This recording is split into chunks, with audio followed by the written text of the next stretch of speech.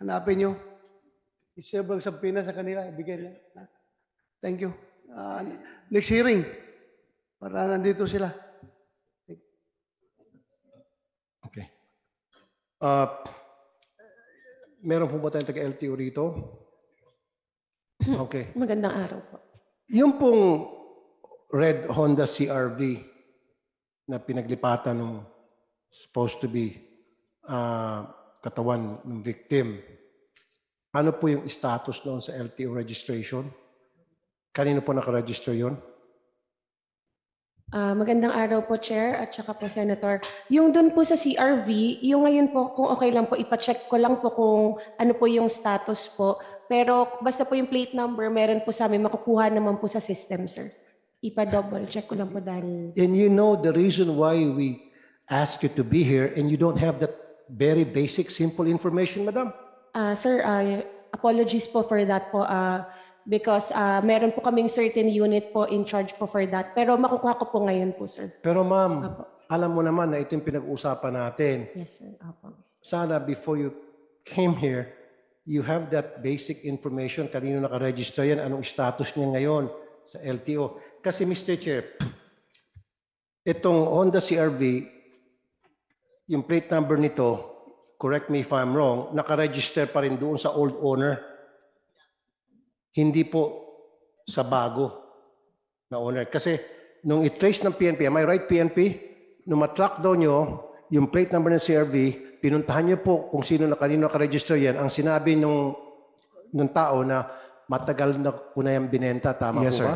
Yes, sir. 2003, if I'm not mistaken, sir. 2003. Dito ngayon pumalpak ang LTO. Every year from 2003, 4, 5, 6, 7, 8, 9, 10 hanggang 2023, nag-register itong new owner. Don't tell me, hindi nyo hiningian ng proper documentation. Yung nag-register, deed of sale, o kung yun na inabenta. Kasi, Mr. Chair, this is a regular occurrence na habulin ng PNP yung plate number, pupuntahan doon sa lugar. In fact, maging ako sa Wanted sa radyo na taxi na naiwan yung kanyang gamit o gumawa ng kabalastugan, nakuha yung plate number, habulin sa PNP, sabihin ng PNP, sabihin nung may-ari, nung nakaregister sa LTO, binenta ko na yan eh. 8 years ago, 5 years ago. Hindi na akin yan. So, ibig sabihin, hindi updated ang record ng LTO. LTO, you answer. Okay pa. Sir, under our ano po kasi regulation, meron po sa operations namin, may unit po kami na nagre-register po doon. So in-evaluate po, basta po yung may mga documents lang po silang titignan. So ngayon po sir, i-check ko lang po yung sa mismong CRV po. Yung sa plate number po niya kasi dito, yung sa Juke pa po. Ipa-check ko lang po ngayon sir. Apologies po. Okay. Sige, kung meron, pabilisan natin. Anyway, computerized naman lahat yan eh. Padala ka agad ngayon. And then, Mr. Chair, itong gusto kong mangyari kayo dyan sa LTO. Every time na mag-register ang isang taong may-ari ng sasakyan, you have to ask for identification. Kasi dyan sa LTO, kahit na sinong tao may hawak na registration form, maski na sino pa siya, basta't may pambayad lang, pinoprocess nyo agad.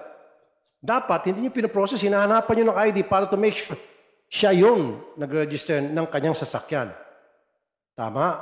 Hindi yung kahit na yung picture, pinapayagan nyo. Dito kasi pumapasok yung picture, Mr. Chair.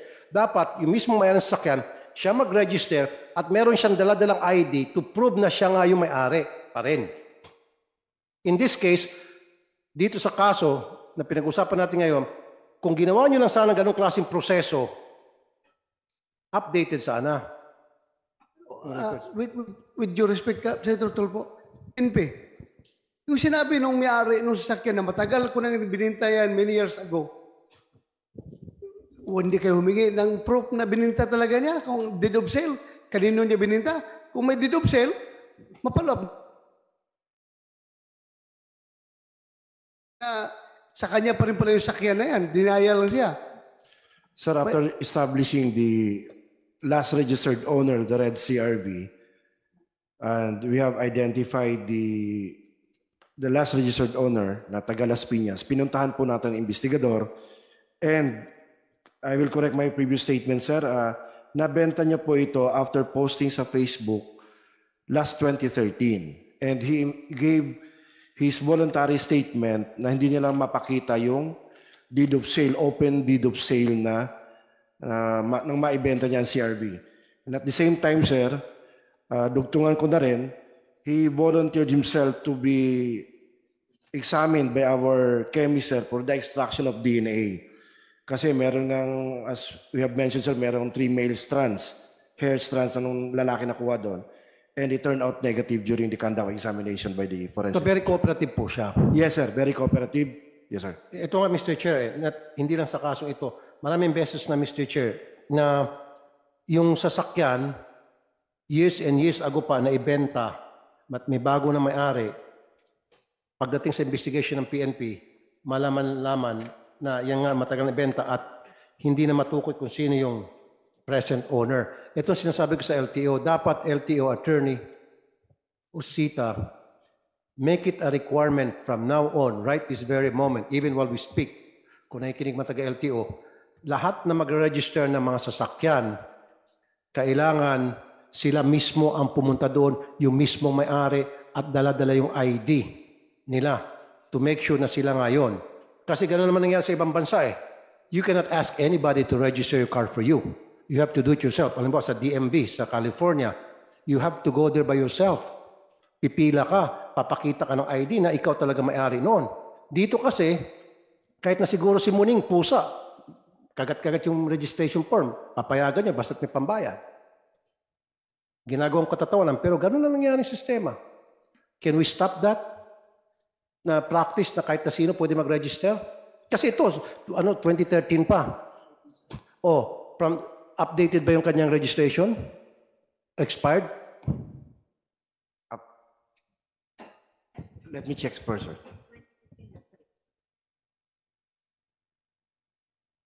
Sir, it was last registered 2015, Your Honor.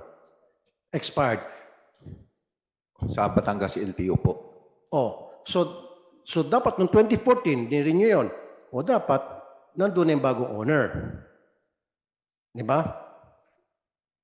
So at least merong 1 year na dapat nagpresenta yung bagong owner. So ang point ko rito, from now on LTO, make it a point, lahat na mag-register ng mga sasakyan, it has to be the owner. Wag na yung mga fixer. Kasi sa ngayon, Mr. Chair, pwede ka mag-utos eh. Fixer, halika rito. Ito, 3,000, i-register mo itong sasakyan ko. Nang sa gayon, maiwasan natin ganito klase mga sitwasyon. Is that right? Tapos Yes siyempre, po, sir. yung owner magpapakita ng mga identification to prove na, yes, I'm that owner of the car.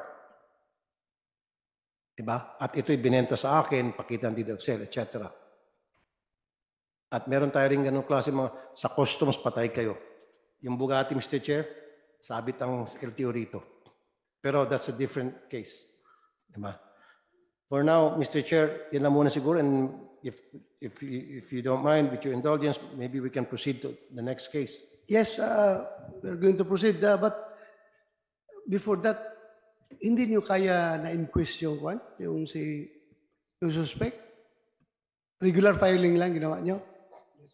Regular filing na, sir. Ilang days pala nag-transpire na bago More than a month, sir. more than a month na? We filed the case on November 13. Nawala siya, sir, October 12.